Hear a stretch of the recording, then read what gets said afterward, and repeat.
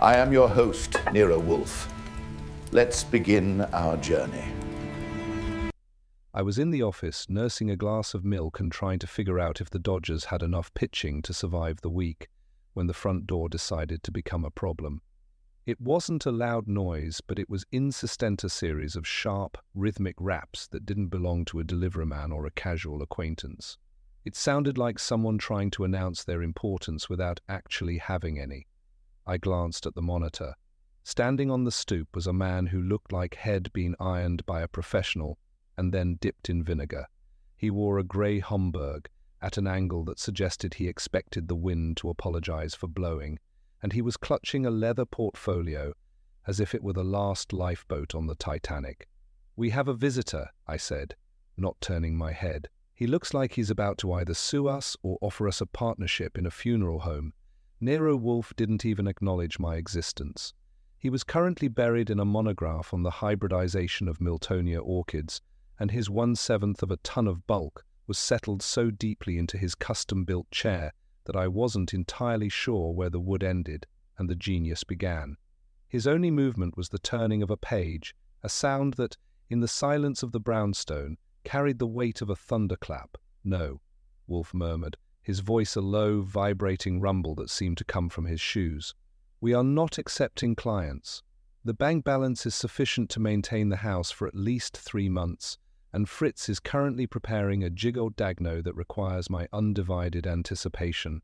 The bank balance is sufficient if you don't buy any more gold-plated garden trowels," I countered, standing up and smoothing my jacket. "Besides, the guy on the porch has that look.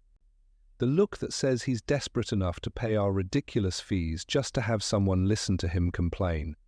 And since you've been grumbling about the price of imported beer, I think I'll let him in."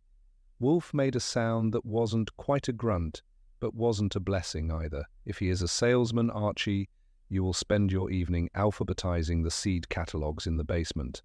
I went to the door, slid the bolt and pulled it open. The man didn't wait for an invitation. He stepped into the hall, scanned the woodwork with a critical eye, and handed me a card that was so heavy it practically gave me a wrist cramp. It read, "Sterling Vane, Director of Global Acquisitions." "Mr. Wolfe is expecting me," he lied, his voice dry as a desert bone. "He's currently expecting a leg of lamb," I told him, ushering him toward the office.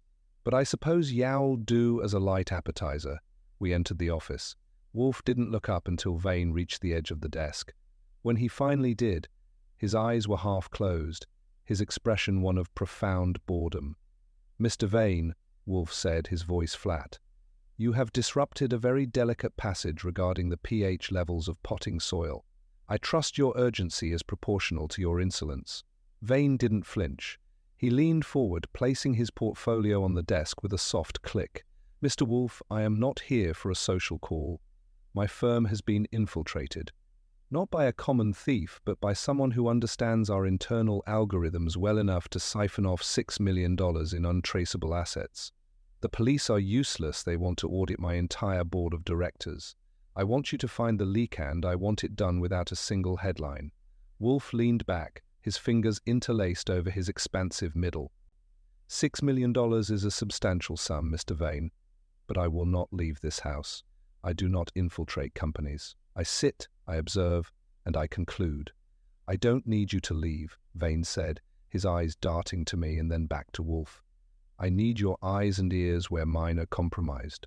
I need someone who can blend into my executive suite, observe the interpersonal dynamics, and report back to you. I've heard of Mr. Goodwin's versatility. I want him undercover as my new special assistant starting tomorrow." I looked at Wolfe. He looked at the card on his desk, then at the man in the grey Homburg. For a moment, the only sound was the ticking of the wall clock. Then, Wolfe's chin sank an inch-high's version of a nod. "Archie," Wolfe said, his voice dropping into that quiet, dangerous register that meant a game had begun. "It seems you will be trading your milk for martinis. Mr. Vane, sit down. Tell us about the 5 people you believe are smart enough to rob you, and foolish enough to think they could get away with it." The following morning, the brownstone's atmosphere was thick with the kind of refined hostility that usually precedes a declaration of war. Sterling Vane had returned, this time trailing 4 of his top-tier executives like a reluctant funeral procession. They weren't coming for tea, they were coming because Vane had told them that Nero Wolfe was the only man capable of clearing the administrative error that had frozen their quarterly bonuses. It was a flimsy cover, but in the world of high finance, the threat of a stalled bonus is more effective than a subpoena. Wolfe sat in his throne-like chair, his face a mask of monumental indifference, while I played the role of the diligent, newly hired assistant, leaning against the corner of his desk with a notepad that was currently more for show than for record. The office felt cramped as they filed in. It wasn't the physical space Wolfe's office could accommodate a small orchestra, but the sheer weight of their collective egos. Vane took the red leather chair, looking as though he had spent the night gargling battery acid. The others spread out across yellow chairs, their movements wary and precise. There was a palpable friction in the air, a static charge that made the hair on my arms stand up. They looked at Wolfe with a mixture of awe and resentment, the way a group of mountain climbers might look at an impending avalanche. "Mr. Wolfe," Vane began, his voice tight, "I have brought the core committee as you requested. These are the highest clearance individuals. If there is a leak, it originates from this circle. I have informed them that you are conducting a psychological audit to streamline our security protocols." Wolfe didn't acknowledge the lie. He merely opened his eyes wide enough to take them in one by one. His gaze was dispassionate, the look of a man counting sheep he intended to eventually turn into mutton. "A psychological audit," Wolfe repeated, the words tasting like sour grapes in his mouth. "An optimistic term for a sordid necessity. You are all here because trust has become a luxury your firm can no longer afford. I do not care about your credentials or company titles. I care only for the discrepancies between what you say and what you mean." I watched them closely. This was the part of the job I liked, the silent observation of the small cracks. The tall woman in the navy suit, whom Vane had introduced as Eleanor Graves, the chief financial officer, didn't blink. She sat with her hands folded in her lap, her expression as flat as a ledger. Beside her, Julian Thorneth, lead developer with a penchant for silk pocket squares, was tapping a rhythmic, nervous beat on his knee. Then there was Marcus Red, the head of security, who looked like he wanted to check Wolfe's desk for recording devices, and Sophia Lane, a legal counsel, who was busy scrutinizing the bookshelves as if searching for a legal precedent for being insulted by a private detective. "This is absurd," Thorne muttered, his voice echoing in the quiet room. "We are losing an entire day of market analysis to sit here and be stared at by a man who hasn't left his house since the Truman administration. If there is a security breach, Reed should be handling it, not a consultant." Wolfe shifted his bulk. The springs of his chair let out a long, protesting groan. "Mr. Thorne, your time is your own to waste. If you find my presence tedious, the door is behind you. Of course, your departure will be noted as a definitive conclusion to my inquiry regarding your specific involvement in the missing assets." The room went cold. Thorne's hand stopped tapping. He looked at Vane, then back at Wolfe, his mouth opening and closing like a fish out of water. The tension moved from a general cloud to a focused beam directed straight at the man in the silk pocket square. "I suggest you all settle in," I added, offering a grin that I knew would irritate them. "Mr. Wolfe has a very long list of questions, and Fritz is currently preparing a lunch that you are invited to. The sooner we get through the formalities, the sooner you can get back to your market analysis." Vane cleared his throat, a sharp, dry sound. "We are here to cooperate. Mr. Wolfe, where do you wish to begin?" Wolfe didn't answer immediately. He leaned back, his chin sinking into his chest, his eyes closing again. The silence stretched until it became uncomfortable, then unbearable. He was letting the house itself put pressure on the heavy drapes, the thousands of books, the smell of old paper and expensive tobacco. It was a controlled environment, a trap of mahogany and silence, and they were already beginning to struggle against the invisible bars. I clicked my pen, the sound sharp as a pistol shot in the quiet, and waited for the first one to break. Wolfe's eyes remained shut, but his voice emerged with the precision of a guillotine blade. "A quintet," he murmured, "though one of you is a conductor without an orchestra. Mr. Vane, you have provided the names, but names are merely labels on jars. I require the contents." He nudged a yellow folder toward me with a single finger. I opened it and began to recite the particulars as the four executives sat like statues in a garden of suspicion. It was time to pull back the curtain on the suspects who had managed to transform a global acquisition firm into a private feeding trough. First on my list was Eleanor Graves, the CFO. She was a woman who looked like she breathed numbers instead of oxygen. Vane had whispered to me earlier that her marriage was a high-speed wreck and her personal investments in offshore wind farms had recently lost their breeze. She sat perfectly still, her spine never touching the back of the chair. She had the access to move the millions, and she certainly had the motive if she wanted to keep her penthouse from being foreclosed. Her eyes stayed on Wolfe, unblinking and devoid of any warmth. Next was Julian Thorne, the lead developer. He was the one who had complained about the time, but now he was as quiet as a church mouse with a secret. Thorne was the firm's creative engine, the man who designed the algorithms that made the money. He also had a legendary appetite for the high-life fast cars, faster horses, and a collection of vintage watches that could probably fund a small nation. He was the only one with the technical wizardry to hide a digital siphon so deep that even the federal boys couldn't find the straw. He kept smoothing his silk pocket square, a repetitive gesture that screamed of a man trying to keep his skin from crawling. Then there was Marcus Reed, the safety chief. He was a former Fed with a jaw like a brick and a temperament to match. You'd think the guy in charge of the vault would be the last person to rob it, but Reed had a different kind of pressure. His brother was currently facing a heavy indictment in Chicago, and legal fees for that kind of mess don't come cheap. Reed didn't look at Wolfe, he looked at the office door, then the windows, then the fireplace. He was clearing the room for a tactical retreat, or maybe he was just checking for where we hid the microphones. He looked like he was ready to tackle anyone who breathed too loud. Finally, there was lawyer Sophia Lane. She was younger than the others, sharp as a tack and twice as dangerous. Vane had mentioned that she was being passed over for a partnership, and she wasn't the type to take a snub lying down. She knew every loophole in the firm's charter, and more importantly, she knew where the bodies were buried because Shed probably drafted the burial permits. She sat with her legs crossed, a pen tapping against a leather-bound notebook in a slow, deliberate cadence that matched the ticking of the wall clock. "So," I said, closing the folder with a slap that made Reed flinch, "we have the mathematician, the magician, the guardian, and the architect of loopholes. It's a well-rounded group. Any of you could have pulled the lever, and any two of you could have covered the tracks. The question isn't just who took the money, but who is currently planning to take the fall for it." The reaction was a beautiful study in human guilt. Graves tightened her lips into a thin line of ice. Thorne's hand froze on his pocket square.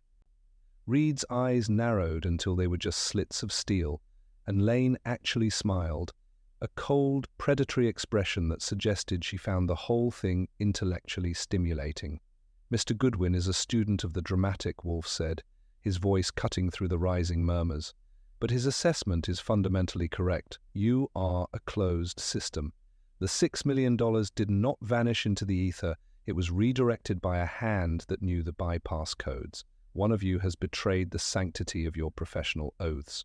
I intend to discover which of you is the parasite, and I intend to do so before Mr. Vane's board of directors realizes they are presiding over a hollow shell."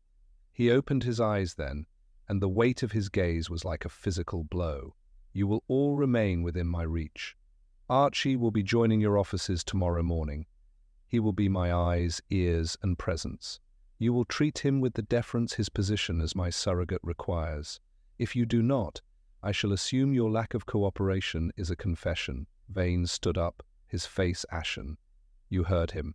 Mr. Goodwin will have total access. Now get out, all of you." They left in a hurry, the air in the office suddenly feeling lighter as they cleared the door. Wolfe watched them go, then turned to me. "Archie, wear the grey suit tomorrow. It suggests a level of competence that will irritate them." The grey suit was a success, if you define a hit as something that makes everyone in the room want to throw a heavy object at your head. By 10 o'clock the next morning, I was installed in a glass-walled office at Vane's headquarters, which looked less like a place of business and more like a set for a movie about the end of the world. My job was to be the grit in the gears. I spent the first 2 hours wandering the halls, leaning into doorways, and asking questions that were just stupid enough to be dangerous. I was looking for the friction points, the places where the corporate polish had worn thin enough to reveal the panic underneath. My first stop was Eleanor Graves' office. The CFO was buried under a mountain of digital spreadsheets, the blue light of the monitors reflecting in her glasses like tiny frozen oceans. She didn't look up when I leaned against her mahogany doorframe. I watched her fingers fly across the keyboard with a mechanical rhythm that was almost hypnotic.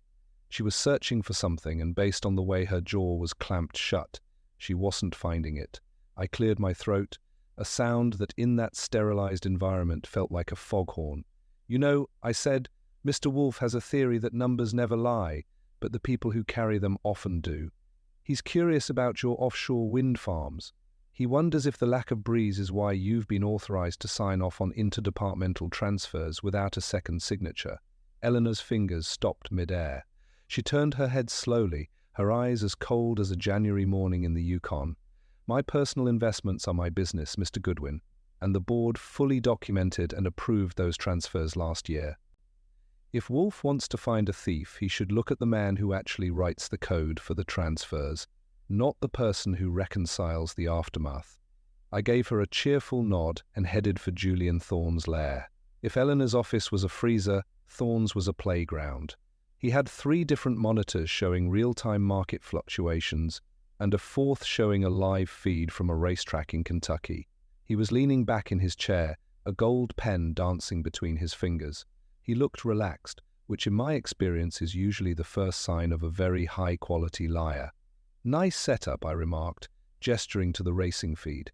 "Wolfe says that gambling is a disease of the board, but I think it's just a way to spend money you haven't earned yet. How's the algorithm holding up? The one that supposedly makes it impossible for $6 million to walk out the front door." Thorne's smile didn't falter, but the pen stopped dancing. "The algorithm is perfect, Archie. It's the human element that's messy. You can build a vault that can withstand a nuclear blast, but it doesn't matter if the guy with the key is looking to buy a new stable of thoroughbreds. Why don't you go talk to Marcus Reed? He's the one who spends his nights checking the server logs, or used to, before he started spending his nights on the phone with his brother's lawyers."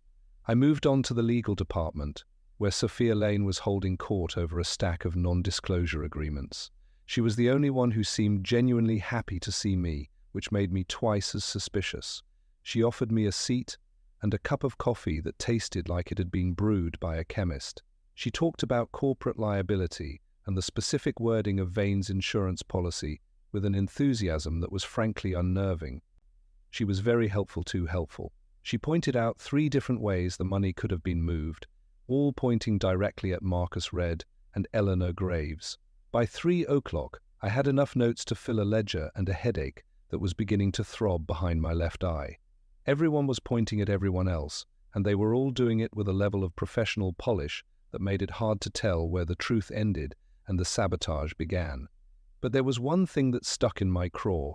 In every office I visited, there was a small blue sticker on the corner of the main server Huber maintenance tag, dated for the previous Tuesday. I'd seen the same tag in Vane's private office. I made a quick trip to the basement to see the building's main terminal. The technician on duty was a kid who looked like he hadn't seen the sun in a week. I asked him about the blue stickers. He told me they were for a routine diagnostic sweep ordered by the legal department and supervised by security. My heart did a little dance. A diagnostic sweep is the perfect cover for installing a ghost program that mirrors transactions. I had the method now, I just needed to be sure which hand had held the screwdriver. I headed back to the brownstone, ready to tell Wolfe that his magician and his architect of loopholes were likely sharing a deck of cards. I returned to the brownstone at 6 o'clock, the blue maintenance tags from Vane's headquarters dancing behind my eyelids like neon signs. The house was unusually quiet, which in our world is the equivalent of a tripwire humming in the dark. Fritz was in the kitchen, but he wasn't humming his usual aria from Rigoletto. He was standing by the large refrigerator, staring at the floor with an expression of profound hurt. I didn't even have to ask. I followed his gaze to the heavy hand-carved cabinet where Wolfe keeps his collection of rare botanical prints and the small, reinforced wall safe that houses the more sensitive active files. The cabinet door was ajar by perhaps half an inch. To anyone else, it was a minor domestic oversight. To me, it was a siren. Wolfe never leaves that cabinet open, and Fritz wouldn't touch it with a 10-foot pole for fear of getting a fingerprint on the mahogany. I moved past Fritz and entered the office. Wolfe was already there, but he wasn't reading. He was sitting in his chair, his hands flat on the desk, staring at the wall safe behind the portrait of a very grim-looking ancestor. The portrait had been swung aside, exposing the steel dial. "Don't tell me," I said, dropping my hat on the rack. "We had a visitor who didn't use the doorbell. Did they get into the safe, or were they just checking the combination for future reference?" Wolfe didn't turn his head. His voice was a low, dangerous vibration. "They did not penetrate the safe, Archie. They are not a common cracksman. But they entered this house while Fritz was in the basement fetching a bottle of wine. They moved with a familiarity that is intolerable. They did not come for the files in the safe. They came for the ledger I was reviewing this morning, one containing the physical signatures of the Vane board members. I crossed the room and looked at the desk. The ledger was still there, but it had been shifted. Wolfe's bookmarks, which he aligns with the precision of a master mason, were crooked, but that wasn't the worst. I looked toward the kitchen door. The spice rack, Fritz's pride and joy, had been disturbed. A jar of saffron, the expensive stuff we get from a specific merchant in Spain, was sitting out of its slot, its lid slightly askew. "The saffron," I muttered. "That's a hell of a calling card. It's like they wanted us to know they were here, or they got startled and grabbed the first thing they could reach to hide their face." "Neither," Wolfe snapped, his eyes finally moving to mine. It was a diversion. While Fritz was distracted by a noise in the kitchen, they were in here, verifying that I had not yet connected the diagnostic sweep tags to the manual override codes. They were looking to see if I had the physical evidence of the bypass. They did not find it, because I had moved it to the plant rooms an hour earlier. But the trespass, Archie, the trespass is a debt that must be settled. I checked the front door. The lock was untouched. No scratches on the plate, no signs of a forced entry. Whoever had come in had a key, or they were good enough to make my best lockpicks look like amateurs. I went back into the office and sat at my desk, my hand hovering near the drawer where I keep the 38. The sanctity of the brownstone had been breached. For Wolfe, that was a more grievous sin than stealing $6 million. Vane has a key, I noted, and he's the only one who should. But Sophia Lane was very interested in our security protocols yesterday. She asked me 3 times if we had a night watchman. And Marcus Red has enough law enforcement training to know how to slip a bolt without leaving a mark. Boot de suffren.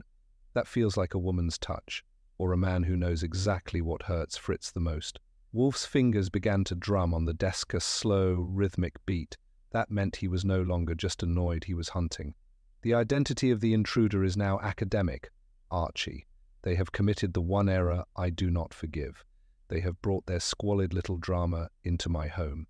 They have disturbed my chef, they have threatened my records, and they have insulted my intelligence. He looked at me then, his eyes burning with a cold, focused light. "Call Saul Panzer. I want him here tonight. I also want you to contact Ori Cather. I want a 24-hour watch on the service entrance of Vane's building. If any of our 4 friends returns to the office after hours, I want to know what they do. The game has moved from the boardroom to the gutter, and I find the air there much easier to breathe." "You think they're going back to the server?" I asked. "They have to," Wolfe murmured. The blue tags were temporary. "To finalize the theft, they must remove the mirroring software before the quarterly audit begins on Monday. They will move tonight, Archie, and when they do, I want them to find that the exit they planned has been permanently closed."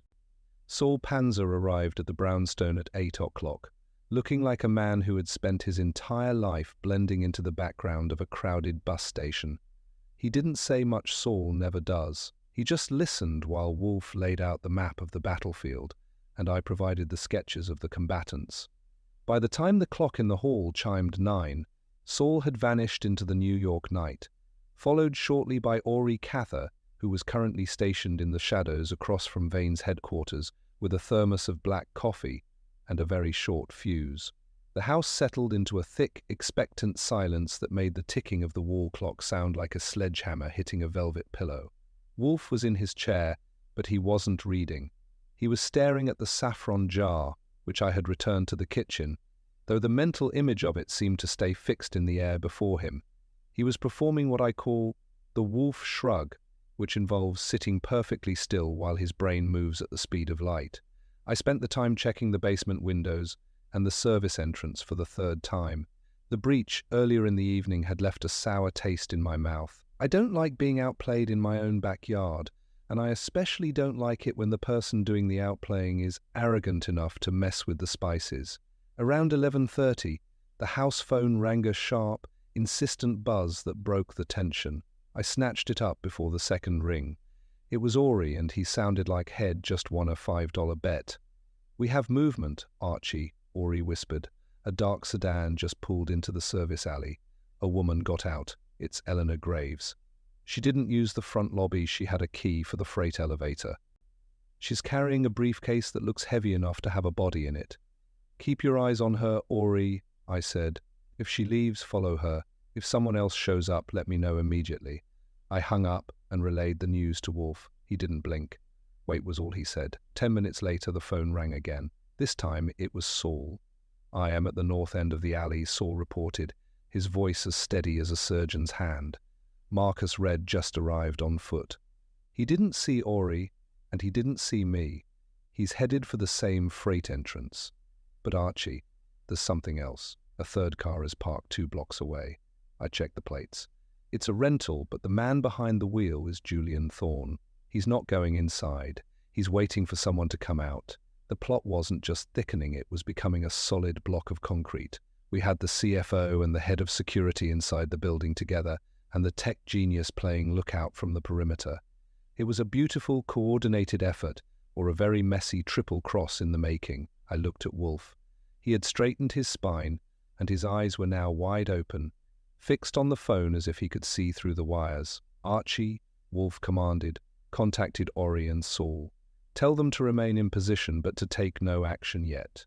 The second betrayal has not yet occurred. They are currently in the process of erasing their tracks, but they cannot do so without the master key that was removed from my office tonight. They think they have it, but they are mistaken." "What do you mean they are mistaken?" I asked, my hand still on the receiver. "You said they didn't get into the safe." "They didn't," Wolfe murmured, a cold, thin smile touching his lips. "But they did take the ledger." And inside that ledger, tucked between the pages of the board signatures, was a small, magnetic strip that looks remarkably like a server override key. I placed it there specifically for our intruder to find. It is in fact a tracking beacon that will trigger a silent alarm on the main terminal the moment it is inserted into the drive. The second they attempt to wipe the data, they will lock themselves out of the system entirely. "So you baited the trap with a fake key," I said, a slow grin spreading across my face. "And now they're all sitting in the dark trying to figure out why the door won't open. What's the next move?" "Now," Wolfe said, "we increase the pressure. Call Mr. Vane. Tell him his presence is needed in his office immediately, and tell him to bring his lawyer. If we are to catch the wolves, we must ensure the shepherd is watching." The clock in the office hallway struck 1 in the morning, a deep, resonant chime that felt like the beginning of an execution. Wolfe had not stirred from his chair, but the atmosphere around him had shifted from passive observation to active containment. He was no longer just a man in a room, he was the focal point of a net that was being drawn tight across the city. I was at my desk, the telephone receiver tucked against my shoulder, coordinating the movements of Saul and Ori with the precision of a field commander. The second betrayal was unfolding exactly as Wolfe had calculated, driven by the panic of people who realized their window of opportunity was slamming shut. "Saul just checked in," I reported, dropping the phone back onto its cradle. "Vane and Sophia Lane have arrived at the headquarters. They went in through the front lobby, which means the group in the service alley is officially pinned. Eleanor Graves and Marcus Red are still on the 42nd floor, probably staring at a system-locked message on the server terminal, and Thorne is still sitting in his rental car 2 blocks away, looking like a man who's realized he's the only one without a seat when the music stops." Wolfe grunted, a sound of grim satisfaction, The pressure of the unknown is a remarkable catalyst, Archie. They went into that building as collaborators, bound by the shared goal of erasing the evidence of their theft. But now, in the dark, with the system frozen and the owner of the firm ascending in the elevator, that collaboration will disintegrate. Suspicion is a corrosive element. It eats through the thin veneer of criminal loyalty with astonishing speed. So we just let them stew, I asked. Or do we give the pot a stir? We stir, Wolfe said. Call the private line in the server room. I believe Mr. Reed will be the one to answer. He is the man of action, and action is the first thing to fail when logic takes over. Tell him that the beacon he removed from my house has already transmitted its location to the district attorney's office. It is a lie, of course, but it is a lie that fits the shape of his fears. I dialed the number. It rang 3 times before a breathless, gravelly voice picked up.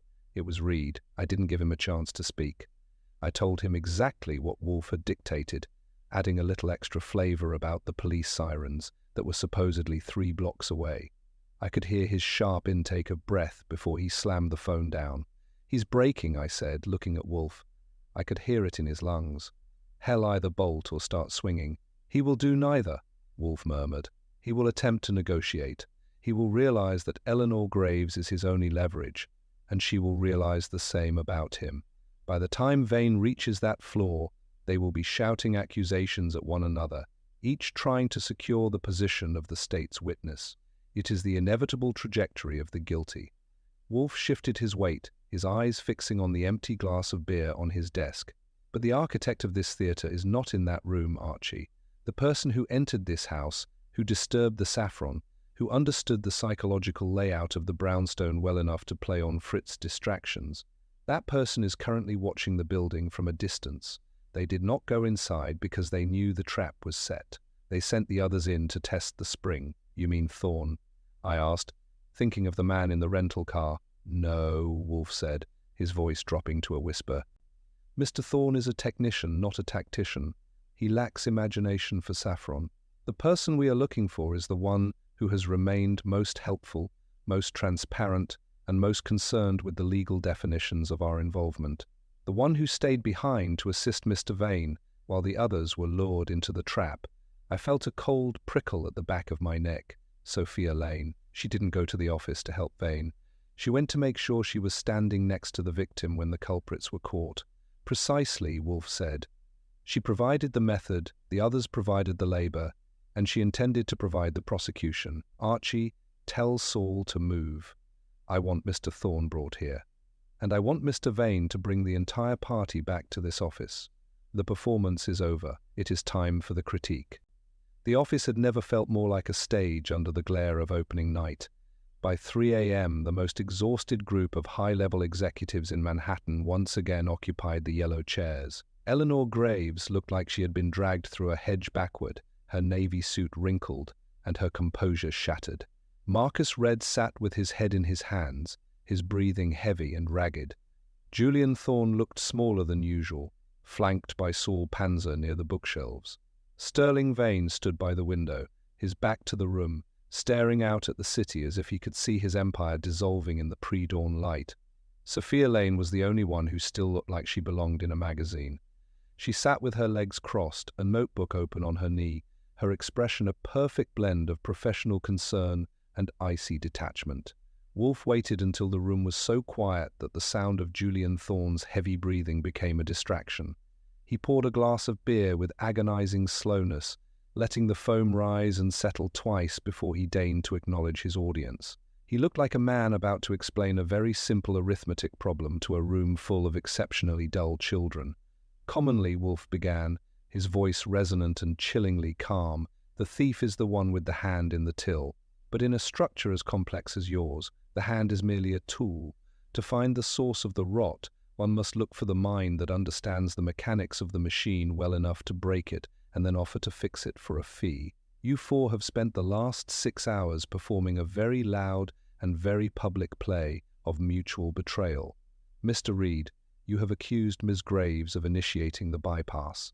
Ms. Graves, you have claimed that Mr. Reed coerced you with threats regarding your personal debt. And Mr. Thorne, you have spent your evening sitting in a rental car, waiting to see which of your colleagues would emerge with the spoils. We were trying to stop the wipe, Reed shouted, his voice cracking. Once the system locked, I knew someone was trying to flush the data. I went in to secure the server. You went in to save your own skin, Marcus, Eleanor hissed, her eyes blazing with a desperate, dying light. You told me the override key was in the ledger. You're the one who told me to meet you at the service entrance. Which brings us to the ledger, Wolfe said, silencing them with a slight lift of his hand. The theft of that ledger from my home was an act of profound arrogance. It was based on the assumption that I am a creature of habit who could be easily distracted by a minor domestic disturbance. The intruder entered my kitchen, disturbed a jar of saffron to draw my chef away from his post, and then proceeded to my office to retrieve what they believed was the master override key. It was a clever maneuver, requiring an intimate knowledge of the brownstone's layout and the psychological profile of its inhabitants. Wolfe shifted his gaze towards Sophia Lane. She didn't flinch. She merely tilted her head, a ghost of a smile playing on her lips. A fascinating theory, Mr. Wolfe. But as legal counsel, I must point out that a disturbed spice jar is hardly a basis for a criminal indictment. You've trapped my colleagues in a moment of panic, yes, but where is the proof of the original theft? The proof, Miss Lane, is not in the server, but in the nature of the trap, Wolfe murmured. The magnetic strip I placed in the ledger was not a key. It was a transmitter. But more importantly, it was coated in a very specific colorless chemical derivative of the Cypripedium orchid that reacts instantly to the oils in human skin, leaving a stain that is invisible to the eye, but turns a vivid, permanent purple when exposed to a specific reagent. Ah. I stood up, pulling a small spray bottle from my pocket. I didn't go for Reed or Graves. I walked straight to Sophia Lane. She tried to pull her hands back, but I was faster. I spritzed the back of her right hand with the reagent. For 3 seconds, nothing happened. Then, a deep, bruised purple began to bloom across her knuckles and palm as bright as a neon sign in the dim office light. The intruder didn't just take the key, Wolfe said, his voice dropping into a low, final register. They handled the ledger for several minutes, searching for the bypass codes. You didn't send them to Test Spring, Miss Lane. You went in yourself earlier this evening to ensure the evidence was gone before the others arrived. You are the architect of the siphon, the mastermind of the trespass, and the one who intended to prosecute the very crimes you created. You didn't want the 6 million, you wanted the power to destroy anyone who stood between you and the director's chair. The room went silent as the purple stain on Sophia's hand became an undeniable mark of guilt. She looked at her palm, then at Wolfe, her face finally losing its mask of perfection. The theatre was over, the critique had begun. The purple stain on Sophia Lane's hand seemed to pulsate under the office lamps, a vivid, silent scream of a confession. For the first time since she had entered the brownstone, the legal counsel's poise didn't just crack, it evaporated. She stared at her own skin, as if it were a foreign object, her fingers curling instinctively into a fist to hide the mark. But the chemical reaction was relentless. The silence in the room was no longer the heavy, expectant quiet of a mystery. It was the suffocating atmosphere of a trap that had finally snapped shut on its intended victim. The reagent is quite effective, is it not? Wolfe remarked, his voice devoid of triumph, carrying only the flat weight of a factual observation. It is a preparation I developed for the protection of my more valuable hybrids.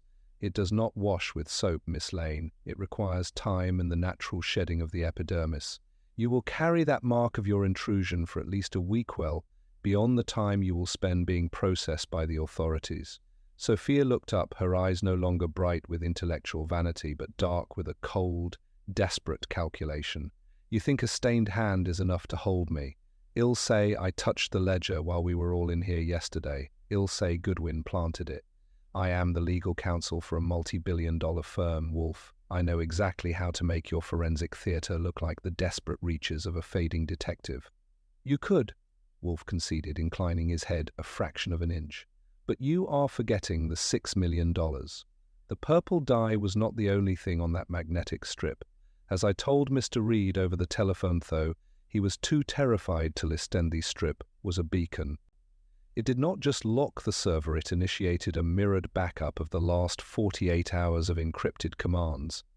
When the authorities examine that backup, they will find the manual override codes were entered from a terminal with your specific biometric signature you used when you went back into the building tonight, thinking you were finalizing the wipe. Sophia's face went the color of unbaked dough.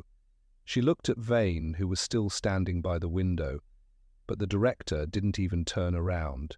He had already excised her from the firm in his mind. She looked at Reed and Graves, but she found no allies there. They were already leaning away from her, their own guilt overshadowed by the magnitude of her betrayal. You used them, Wolfe continued, his voice steady and relentless. You encouraged Mr. Reed's anxieties about his brother and Ms. Graves' fears about her investments. You provided the technical gaps for Mr. Thorne to exploit. You were the conductor, Miss Lane, but you were also the only one who intended to survive the performance. You didn't just want the money, you wanted the leverage to blackmail Mr. Vane into a partnership, using the theft as proof of his board's incompetence. It was a masterful plan, marred only by your inability to resist the urge to personally verify my progress. Wolfe tapped a finger on his desk, the sound like a gavel. You could not stay away. The arrogance that allowed you to believe you could outmaneuver your partners also convinced you that you could invade my home with impunity. You disturbed the saffron not because you had to, but because you enjoyed the exercise of your own cleverness. It was a fatal mistake. In this house, I am the only one permitted to be clever. He looked at me, Archie. I believe Inspector Kramer is waiting on the stoop. He was quite annoyed at the hour, but I suspect the sight of Miss Lane's hand will improve his disposition. Show him in, and ensure he has the ledger and the reagent kit. Mr. Vane, you will, of course, provide the server logs to the district attorney's office by dawn. I stood up and walked to the door. As I passed Sophia Lane, she didn't move. She just sat there, staring at the purple mark on her knuckles, a brilliant, legal mind finally silenced by a bottle of orchid spray and a man who didn't even have to stand up to catch her. I opened the front door, and there was Kramer, looking as red-faced and grumpy as a bulldog in a rainstorm. "Is it over?" Kramer barked, entering the hall. "The curtain's down, Inspector," I said, stepping aside, "and we've got a leading lady who's literally caught purple-handed. Come on in, the coffee's cold, but the justice is served just the way Wolfe likes it, methodical and very, very heavy." By the time the last of the town cars had pulled away from the curb and Inspector Kramer had finished growling his way through the paperwork, the sky over the Hudson was beginning to turn the color of a bruised plum. The brownstone was finally empty of the frantic, self-important energy that Sterling Vane and his pack of wolves had brought with them.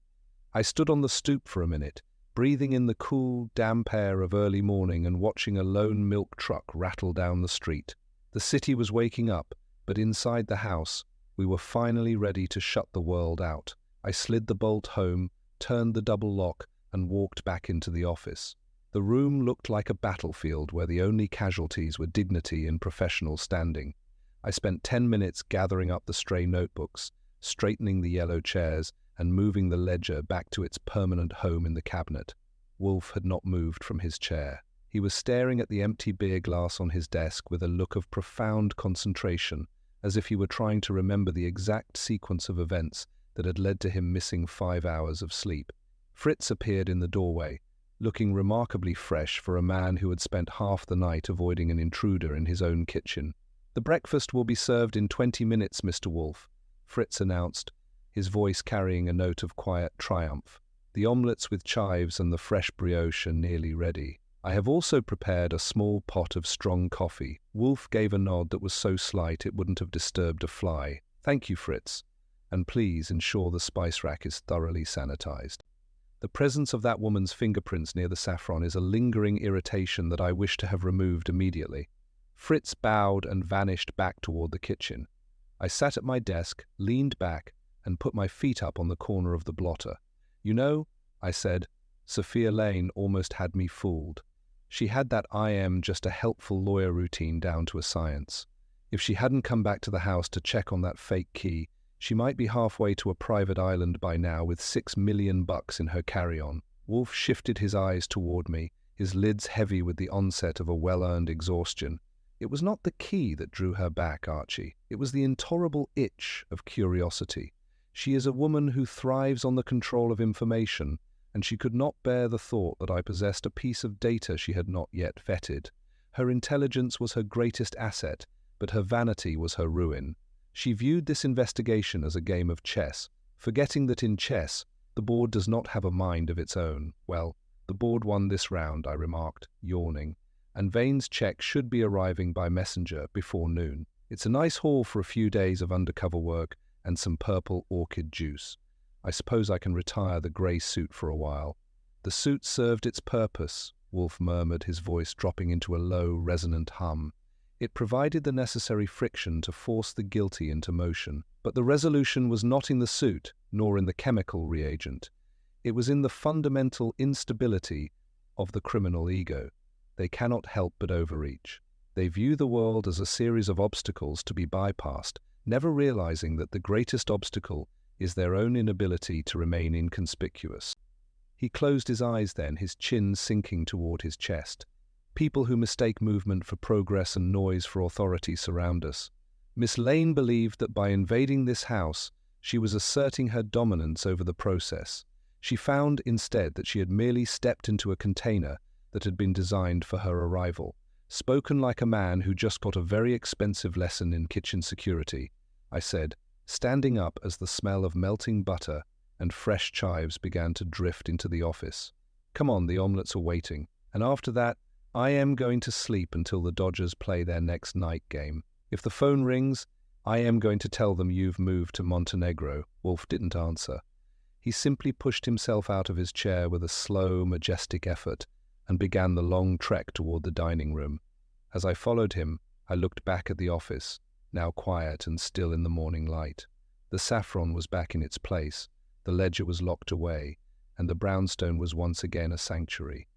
It was an expensive, complicated way to prove a point, but that's the thing about Wolfe. Doesn't just solve a case, he restores the balance of the universe, one orchid and one ego at a time. I just wish he'd do it during business hours once in a while.